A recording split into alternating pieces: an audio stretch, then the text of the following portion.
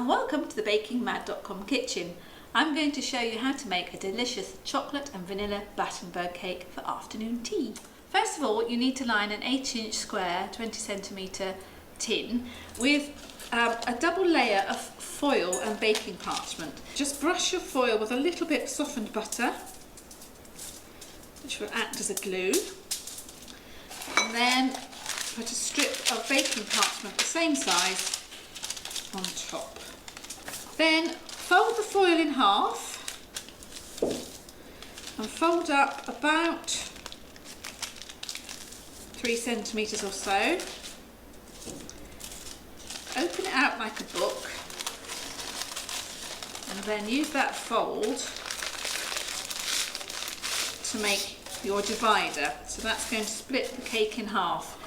Then I've just slightly greased my tin and I'm going to pop that, making sure that this fold is in the centre and that the foil and greased with parchment fits tightly inside like that. Now we're just going to make a quick all-in-one sponge, and I've got 150 grams of butter, 150 grams of golden caster sugar, 150 grams of self-raising flour,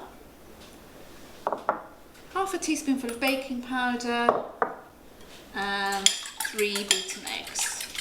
And if you're going to do an all-in-one cake, it's really important that the butter is at room temperature and soft enough to whiz together. You can either do this with a wooden spoon, or I'm just going to do it quickly with my mixer.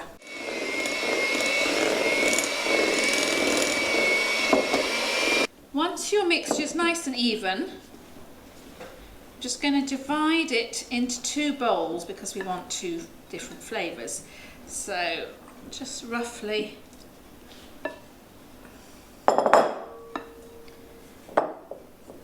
pop half of it into there.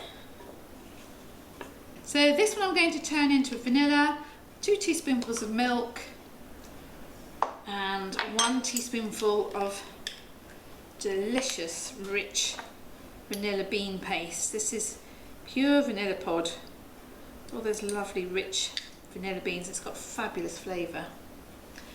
So I'm just going to beat that together. So I'll pour that into 1/2 of my tin.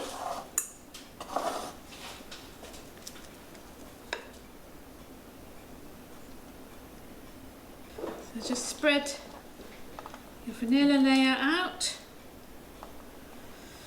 And then to make your chocolate layer, 2 teaspoonfuls of milk, and I'm just going to add 1 tablespoonful of cocoa powder. And I always think it's a good idea to sieve cocoa powder because it does tend to have a few little lumps in it. And just blend that together.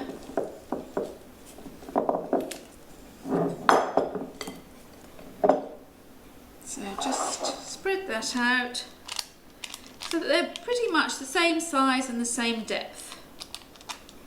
I'm just going to pop this in the oven at 170 degrees C, that's 150 fan, gas 4, for about 25 minutes until it's nice and golden and risen and brown. Now our sponges are cooked and cooled, I'm just going to make some butter icing. So I've got 50 grams of butter, and 2 teaspoonfuls of milk,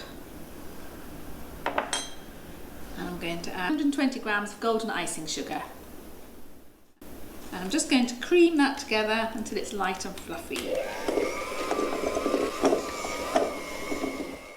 When you're ready to assemble your cake, just trim off about 1 centimetre on each side, so that you've got a cake that's, when we put it together, it should be square. So that's going to make a nice square cake. They need to be the same size, and if they've risen slightly, you can just trim it flat so you've got a nice even cake.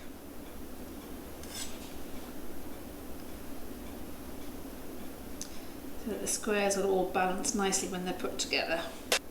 And then of course you've got to cut them, each cake, into 2 equal strips. Put them side by side like that to make sure I get them the same.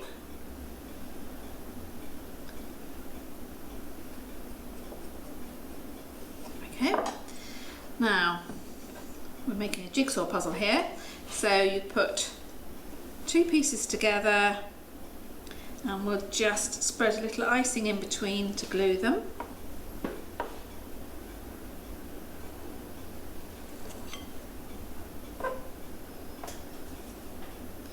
Like that. And then you've got to put the opposite cake on. Spread that with buttercream.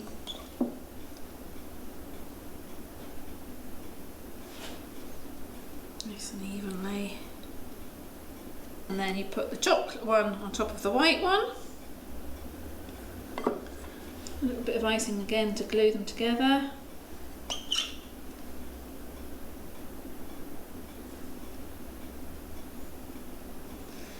And then the white one beside that. So you get a nice checkerboard effect when you cut it. Then we're just going to spread the top with a little bit more icing.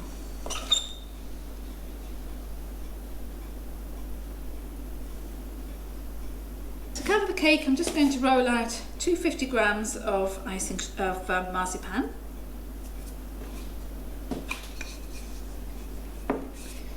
Trying to keep it in a nice rectangular shape. And keep it moving again so that it doesn't stick to the worktop.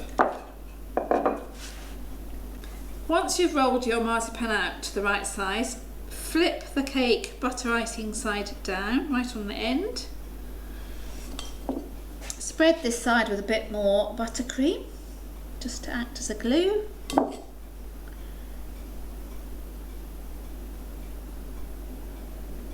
Making sure you get right to the end, otherwise it won't stick. And the reason for using golden icing sugar is because it's got a lovely, slightly caramel flavour, which is really nice with the vanilla and chocolate. Then again, just a little more icing and roll it one more time. So then all you do is crimp the edge between your finger and knuckle just to make a nice pattern on the top. And then if you like, you can just finish off with a diamond pattern across the top with the back of a knife, just to crisscross, just to finish it off, make it look really nice. And then of course the proof of the pudding is in the slicing. So we'll just take the very end off, and there you have your perfect Battenberg cake, all ready for afternoon tea.